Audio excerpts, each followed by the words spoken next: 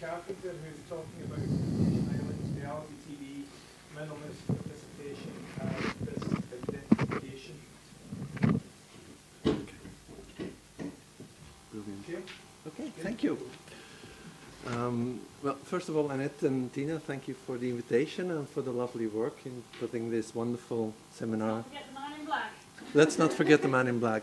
And also thank you to Peter, just for being Peter, right? It's very much appreciated. I want to talk about Temptation Island as an example of a reality television program that introduces what I would like to call minimalist forms of participation. In a way, it's looking at how participation goes wrong, mainly for the participants. And for that, I would actually like to check with you how familiar you are with Temptation Island. Okay, well, that's good. Any fans? Yeah. I'll come back to that in a second. And in case you haven't noticed, this was a participatory moment in my presentation. So you will now have to be quiet and listen to me for a while at least. I will use Temptation Island number 5, the Dutch/Belgian version, to illustrate some of the points I want to make.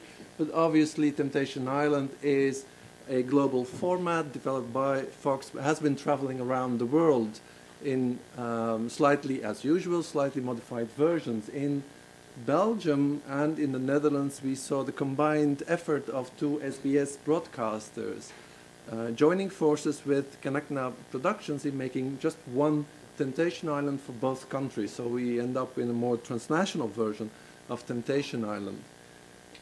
Allow me to introduce the participants of number 5. And of course, if we look at least some of the literature on reality television, we find some emphasis on, again, this notion of participation, allowing ordinary people to at least gain access to a television sphere. Well, these are the people that actually gain access. You'll also meet the 2 presenters there, and of course, not to forget what is then considered the bachelors or the tempters and the temptresses. These are the participants of this television program. They are being put together in very nice resorts. As is usually the case, there is hardly any reference to the post-colonial context of these places, right? They are resorts, they are the places where the action is located. And in case you're interested, this is the second one. The basic format is that you pull these partners, these couples apart, and you put them together with the bachelors on the 2 islands or in the 2 resorts, depending on the version. So if we look at the actual format, and I can be really brief, it's based on the notion of the categorization of your participants into couples or partners on the one hand and tempters on the other. What we get to see is the combination of large or small groups of people partying, filmed by either cameras which are clearly visible to them, or in other cases filmed by cameras that are hidden. These images are then combined with voiceovers and interviews with the participants talking about themselves or talking about others. That's sort of our basic format. We have 2 additional components, 2 sub-formats, as I would like to call them. The dream date, where one partner selects a privileged bachelor to go on this sort of special, intimate moment. And there's the bonfire, the location where the partners are being confronted with the images of their partner on the other island, which is, of course, always generating quite some tensions. The bonfire is also the location where the 2 partners then meet each other again, and where there's this ultimate confessional moment where they're explaining what they have done wrong to each other. Usually that leads to emotional outbursts, and at the bottom of the screen you see one of my favorites. This is actually Bjorn walking away quite angrily, shouting, "10 days, even that you couldn't do for me." He then goes off onto the beach, shouts "why" repeatedly, that loud that the microphone actually can't capture the sound. So that's the kind of images we get to see. There's one little, and forgive me for the Dutch, this is actually a scan of a newspaper article. There's one special touch about Temptation Island number 5. One of the participants, one of the partners, actually turned out to be a prostitute. This sort of added some additional value to the program and generated some additional discussion. Originally, actually, a number of blogs came up with this discovery, but later mainstream newspapers actually published material like this. If I have sort of a quick look at Temptation Island, I would argue that there are 3 main discourses that structure this program. First, there is a very strong emphasis on fidelity. The concept of the program is based on the relationship test, but the relationship is defined in a particular way, and it is tested in a particular way. On the one hand, what we get to see is a dichotomous situation between, on the one hand, partners and one-on-one relationships, and on the other hand, bachelors who do not engage in any kind of what is then defined relationship. We, of course, see a very strong emphasis on the heterosexual, but at the same time, I would like to argue that at least the position of the bachelors is specific, because they are defined as the forbidden fruit, and the way that they are represented is not necessarily that negative. Keep this in mind, because I will be coming back to that, looking at some of the responses to the program. What we also get to see is the reduction, through the logics of the relationship test based on fidelity, is the reduction of the relationship to its sexual components. It's actually the reduction of fidelity to sexual fidelity. And once the relationship test is passed, then of course eternal love and harmony awaits the participants. It is a rite de passage in itself. If the test fails, then another discourse kicks in, and that's the discourse of honesty. You are not supposed to lie about failing the test. Secondly, this is a discourse about physical beauty. It is a catalyst for attraction and seduction based on very classic beauty ideals centered around slimness and symmetry. I would argue that at least in the television program there is a very strong emphasis on gender equality, if we can use the word. The stereotypes actually apply to both of the genders in this case. We see that represented in a variety of ways, but even in the actual application call, we see the strong emphasis on good-looking people. In the program itself, we see the endless parades of bodies. And just to give you one little example, this is the way that the female bachelors are being introduced to the male partners. Those who have seen Eyes Wide Shut actually know this scene quite well. It's pretty good copy, or pretty bad copy, depending on what you want to see in the program. My third key discourse is the holy rules of the game.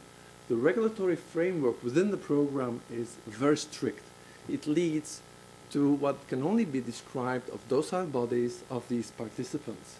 They are being managed in ways which are, I would argue, very strong. The relationship trial itself plays a key role in this discourse. People enter into the program and they abdicate any control because they enter into the program.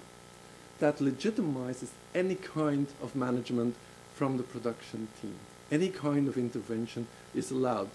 And I don't have the time to go into the anecdotal, but I can assure you that these interventions are in some cases actually quite bewildering.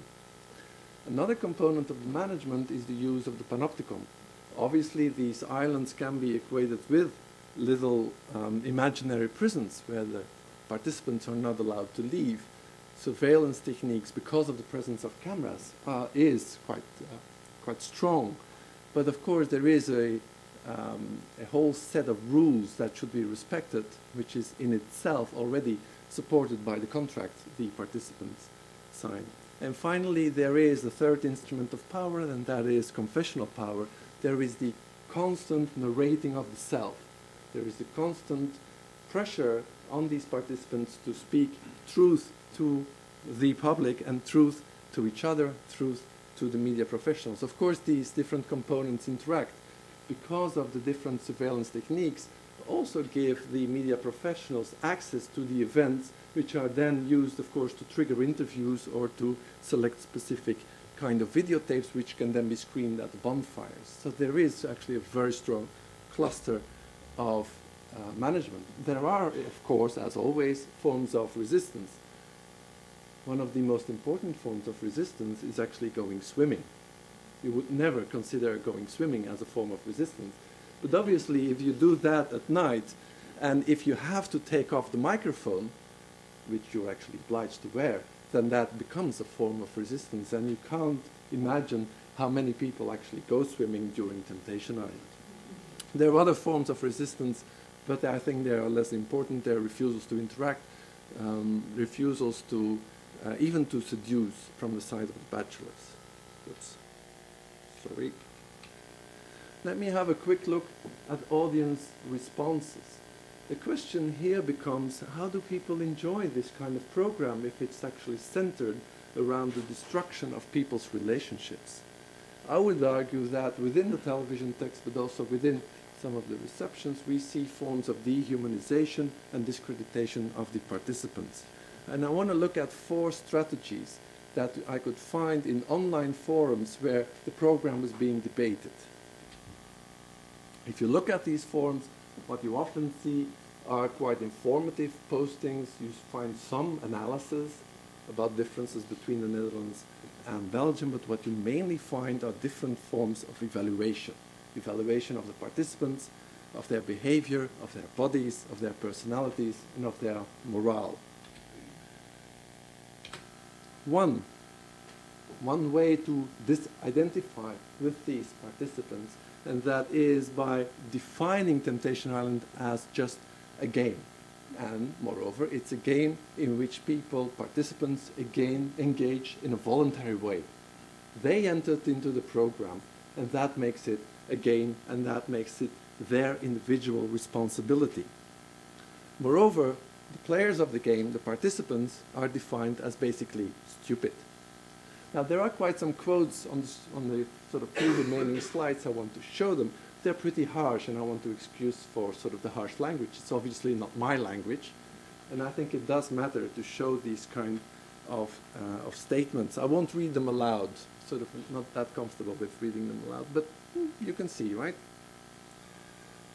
Secondly, the second strategy is the articulation of the partner in a very specific way. It is the articulation of the partner in a way that is based on the validation of sexual fidelity, honesty, and framed by a hegemony of monogamy. That is the frame that is being offered to us, but that's mainly the frame that participants use to discredit these participants. Hedonism, in contrast to the television text, is seen as something negative. The most commonly used word in these interventions from viewers is the word, excusez-moi le mot, is the word slut. And that comes back over and over and over again. And of course here, in many cases, it is aimed against female participants. So the so-called gender equality in the television text is being translated in a totally different way in the actual discussions about this program. Infidelity is completely immoral. Lying is completely immoral. And if you had any doubts, prostitution is also completely immoral. What we saw, especially with Bianca, the partner that was tagged as as a prostitute, what we see is what can only be described as a form of citizen journalism, where different kind of viewers went to find out more about her background and came up